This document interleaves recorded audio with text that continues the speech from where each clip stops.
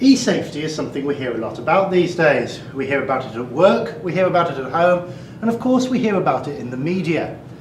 But all these concerns aren't always translated into actual action. Like health and safety, e-safety is often seen as a bureaucratic problem, something that gets in the way of day-to-day life. However, e-safety is actually a really important topic, and here's why. E-safety isn't something we can just leave for somebody else. It's all of our responsibilities and duties. We have a moral duty to our staff, our learners and ourselves to make sure that standards don't slip. We've got a legal duty towards vulnerable learners and also towards the reporting systems that are in place.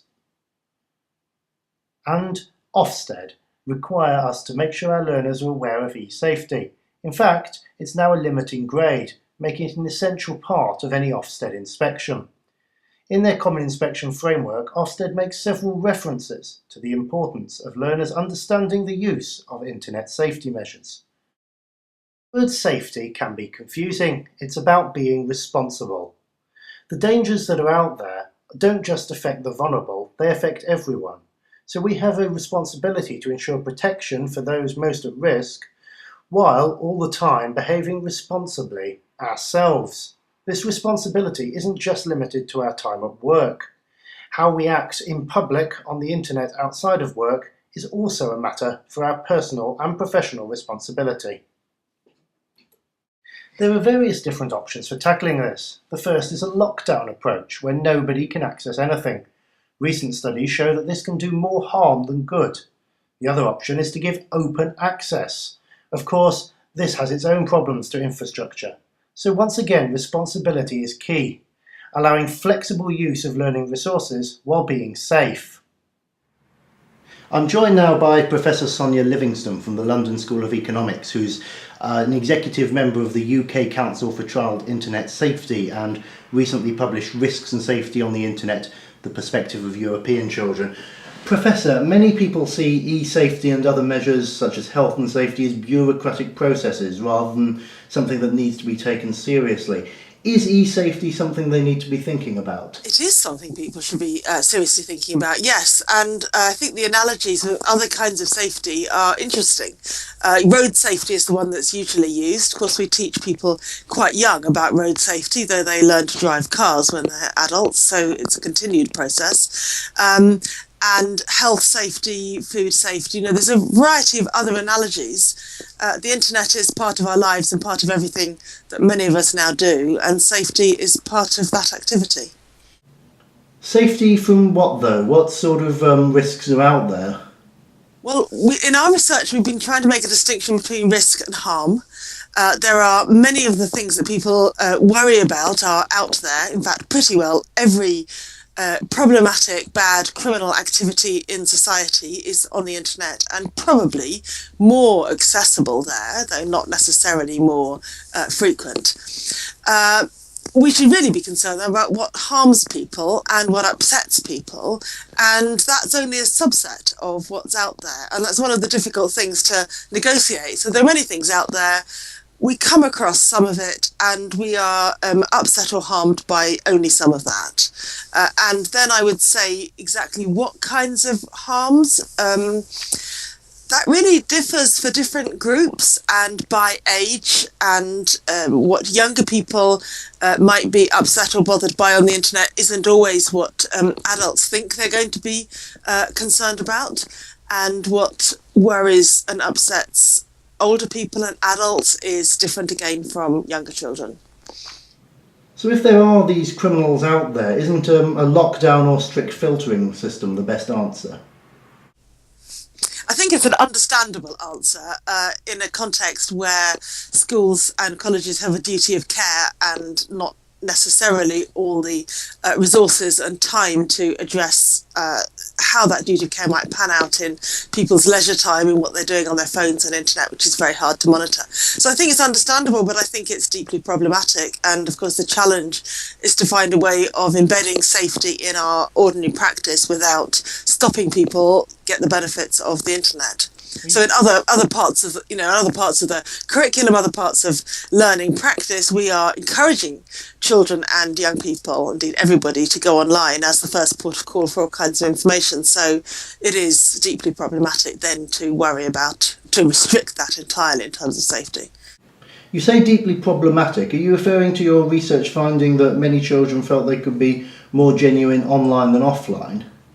I'm very struck by that finding, because it was around about half of the 9 to 16-year-olds said they felt they could be more themselves online, and then about a quarter said they like to talk about more intimate things or more private things online than they do with people face to face. And it just points us to both the way the risks and opportunities go really hand in hand, because the internet for many young people is a fantastic new opportunity to manage relationships and manage intimacy and privacy in a way that is really quite hard offline. And most young people find various kinds of interactions potentially embarrassing, and sort of the chance of losing face and putting their foot in it, and it can be difficult. So just having a bit of a delay in communication, having a slightly kind of jokey environment in which things can be said and then retracted, or there's a bit of time to respond, seems to many a wonderful opportunity. But if people are saying more intimate things and more private things online than they are offline, clearly it's an opportunity for the vulnerable to be, on occasions, exploited. So if there are these benefits coupled with risks, what should colleges and other providers be doing? Promoting digital literacy? I absolutely think they should be encouraging digital literacy themselves. It's not that they are then taking the responsibility away from the parents, and ideally schools would be working with parents. But when we ask both children and parents where they would like to get their information and safety advice from, schools is the number one place. I mean, it just seems accessible. It seems a context that understands children. It seems a context that will be up to date with the latest information. So, teachers might not always feel they've got the time to be up to date, but there are lots of resources that can be made available to teachers and then disseminated to parents and children. And the other thing I'd add is the importance of embedding this kind of information across the curriculum, so that it's not a special subject, oh yes, we did a lecture on that and then we move on and forget about it. It's a matter of being aware that there are safety issues when children look up any kind of information, or when they create their own content, and it could be in different subjects, it could be in different classes, but there should just always be some sensitivity to the safety aspect, not necessarily making it focal, but just as if we tell children to travel in their physical environment, we might offer a bit of safety advice at the same time as encouraging them to go out. So it's about making sure learners know what to do. We asked children, when they had been upset by something online, what did they do? And then we asked them whether what they did helped. And they tried a range of strategies, but those who blocked somebody and who was upsetting them, and those who then deleted the messages that had been bothering or upsetting them in some way, said that was the most helpful thing to do. And some just said, I don't know what to do, and they turned off the internet and went away for a while, and that's helpful only in a kind of catastrophic way. And they tried various other things that were less successful. So I think everyone knowing how to block someone, how to delete messages, is really crucial. Your research applies to children, but how does this translate into providers working with older learners? Well, I think there are different risks at different age groups. Some things will continue across the age range in different forms. So something like cyberbullying, which has become a really big concern, though thankfully not a huge number of children in the survey said they'd experienced it. But one can imagine that would operate a bit differently at different ages, and also the kinds of interventions might be different. So you can talk to older, you can talk to young adults in a different way. You can certainly talk to young adults about sexual matters in a different way. And one of the things parents struggle with the younger children is that they might be seeing pornography or sexual messages before the parents or teachers have begun to have those conversations with them. On the other hand, I think we are sometimes a little complacent in thinking that once they're older, they've got it sorted. They know more than us. They're already the tech-savvy young people. And there are some other risks that face young adults. So we see among teenage girls, for example, quite high rates of going to pro-anorexia sites, which are not something you might need to raise with a 9-year-old, but I think should be raised with a 15-year-old. And we had about 1 in 5 who had been to such sites.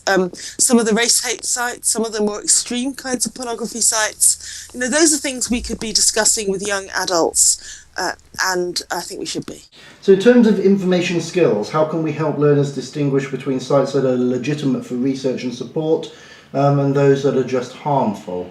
It isn't possible to simply divide the sites, and one reason is that a number of those sites are kind of user-generated content, and they're a community that is trying to help, but might be trying to help to make you very thin, and it might be trying to help to for you to recover from anorexia. And the same kinds of conversations could be going on in the one site, or the same kind of advice could be sensible and helpful for some people and problematic for others. And it's very hard to draw that line. And we have very little research on it. So I guess in the first instance, we should be looking at those sites with young people, if they, in some kind of context, and discussing what kinds of things go on. Well, it seems there's roles in promoting e-safety for information skills and support staff, as well as those teaching directly. Professor Livingston, thank you very much. The Regional Support Centre are ideally placed to help you develop a policy which ensures that learners and staff are protected while giving them flexible access to the data and web applications. A document like this is essential if teaching and learning is to take place and everyone is to remain safe. Putting together a strategy doesn't have to be difficult, it's just about making sure the right people are included. This includes clear lines of reporting and responsibility, so that everybody knows who's responsible for making what decision. The conduct policy is also important, so that staff, learners and any other parties know where they stand before an issue might occur. And a clear risk assessment of all the risks involved in e-safety, not just risks to the person, but also risks to the business. It's also important to look at the partners you work with and how you assess their policies to make sure that they're in line with your best practice. So how do you go about setting up an e-safety strategy and policy? Well, the first step is to set up a task group, a group or person interested in e-safety and management issues. The next step is to link to existing policies. You don't want to reinvent the wheel here. If you already have a bullying policy, you don't need a cyberbullying one. The e-safety policy just needs to cross-link to the existing ones, so it's worth taking some time to have a look at what's already there and what needs to be rewritten and updated. It's important everyone's included in this. All your partners will have to comply with the policy, so let's make sure they understand it and contribute to it. And it's important, of course, that it's a flexible, non-lockdown policy. One thing's for certain, e-safety is an issue that isn't going away and is going to be with us for some time yet. The Regional Support Centre will continue to help management and middle management tackle the issues through workshops, through policy development and through an interactive tool. If you want any more help now, you can email our support line at support@rsc-yh.ac.uk, or you can phone our support line on 0113 343 1000. But from me, that's all for today. Till next time, goodbye.